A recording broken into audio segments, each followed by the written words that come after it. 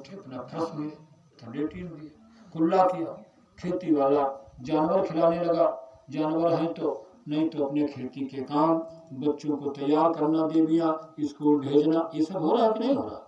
खेती किया या दुकान पर दुकानदार चला गया, शाम को आया, दफ्तर ऑफिस से आया, समय हो गया, देर हो गई, तो जानवर को चला तो देखा, बच्चों से हाल चाल पूछा, भोजन किया और टीवी पर हाथ लगाया और देखा और इतना है नहीं। अब आप एक टाइम टेबल बदल लो। क्या बदलना है? अब आपको 4 बजे जगना है। कितने समय जगना है? 4 बजे से 6 बजे के बीच में 2 घंटा लो। ये किसका है? गुरु का। जैसे हम लोग जब गुरु के पास जाते थे तो गुरु महाराज कहते थे, अच्छा नहीं मानते हो तो रात में निकल जाओ, अपनी गाड़ी लाए हो तो निकल जाओ, लेकिन 12 बजे से 2 बजे के बीच में गाड़ी खड़ी कर देना, चलाना नहीं। क्यों? कहते थे ये 2 घंटे का समय शैतानों का, ये उनका समय है। 4 बजे से 6 बजे का किसका समय है? गुरु का। किसका है? गुरु का। बहुत पुराने बुजुर्ग लोग, बूढ़े लोग हैं, उनसे पूछ लो आप। ये लोग अपने लड़कों को समझाते थे कि प्रातः काल अगर पढ़ने वाले बच्चे हैं तो कहते थे सुबह 4 बजे पढ़ना, 3 बजे शुरू करो, कंठ सरस्वती होती है, जो पढ़ोगे वो याद हो जाएगा। कहते थे कि नहीं? दादा आप बताओ। होता था। और कहते थे बड़े बुजुर्ग के पास पहुंच बैठो, वो ज्ञान बताएगा। तो सुबह आप जा पढ़ो, फ्रेश हो जाओ, मंजन कर लो और माला लेकर के बैठ जाओ। अगर आपने नामदान नहीं लिया है, नहीं मिला, सत्संग नहीं मिला है, तो एक माला जय गुरुदेव आप कर लो। आगे इतना खराब समय जिसकी तैयारी हो गई, 60 या 10 70 साल हो गया, बिल्कुल तैयारी हो गई है, मसाला पूरा तैयार काल कर लिया।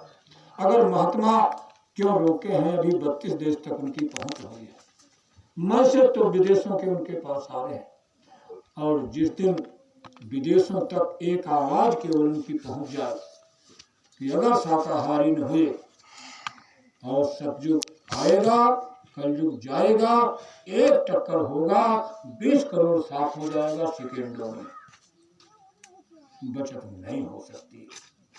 इसलिए प्रेमी भाई बहनों, हम आप रात दिन इसलिए लगे। देखो आपने सेवा किया, तन की किया, मन की किया, धन की किया, सेवा किया, गुरु के आदेश का काम किया। एक सेवा और गुरु महाराज ने बताया होगा, मैं आपको याद कराता हूँ। वो कौन सेवा? भूल गए होंगे।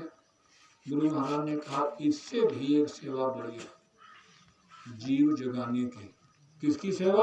एक भी आदमी को समझा करके अगर आपने नामदान दिलवा दिया और वो अगर भजन में लगा, तो जो भजन में लगेगा, वर्तमान का समय ऐसा बन गया कि बाबा महाराज जी, ये उज्जैन वाले जो नामदान देते हैं, जब इतनी दया जीव पर करते हैं, तो नए लोग अगर स्मरण करना शुरू किए, आपने ध्यान दिया, तो बहुत जल्दी उनको लाभ होता है, बहुत जल्दी। और इस नाम को उन्होंने संजीवनी बताया। क्या बताया? संजीवनी बताया। यानी संजीवनी का अर्थ ये हुआ कि लक्ष्मण के प्राण संजीवनी से बच गए थे, और इतना बड़ा ठेका लिया आपका, आपके बच्चों का, इतना बड़ा ठेका लिया कि आपके बच्चों की मेरी जिम्मेदारी है, मैं अब कुछ नहीं मांगता हूं उससे, बिना मांगे वो हमको देता है, एक दिन पहले देता है। लेकिन ऐसा करना कि आप गुरु के काम के लिए कम से कम 3 दिन महीने में अगर आप निकालते हो, तो तुम्हारे बच्चों का ठेका मेरा है। जब अन्न के दाने के लिए लोग तरसेंगे, तो आपके बच्चों को रोटी मिलेगी। मंच से ऐलान करने वाला महापुरुष को धरती पर आपको मिला तब, जब बाबा जी बोल गए कि एक बात मेरी खाली नहीं होगी, आगे समय आएगा नापदान की नाली से अन्न का दाना लोग उठाकर खा लेंगे। शहर का व्यापारी बोरे में रुपए भर के तुम्हारे गांव आएगा, और अगर किसी ने दे दिया, वरना तो गांव से मार के भगाएंगे लोग, और अगर किसी ने दे दिया तो रास्ते में छीन लिया जाएगा। बाबा ये आपके देखा ये ऐलान करते हैं तुम्हारे बच्चों को रोटी की मेरी जिम्मेदारी है, कहाँ से देंगे बोलो। उन्होंने ये काम बताया। ये देवियां हैं, बहन लोग हैं, माताएं हैं। आपके घर में अगर भोजन बनता हो, गुरु महाराज ने भी समझाया, माताएं बहनें सुन लें। आप अपने घर में क्या करना, जब भोजन बनाने जाना तो थोड़ा चावल निकाल लेना, थोड़ा आटा निकाल लेना। चुटकी कहते थे इसको। ये हिंदुस्तान का संदेश है, भारत के ऋषि मुनियों का संदेश। और निकाल कर रखते जाना। अगर दरवाजे पर कोई भूखा आ जाए तो दे देना, किसी महात्मा आ जाए तो उसको दे देना, कहीं सत्संग में भंडारा और सत्संग हो तो उसमें दे देना। चुटकी, यही चुटकी सहाय होती थी।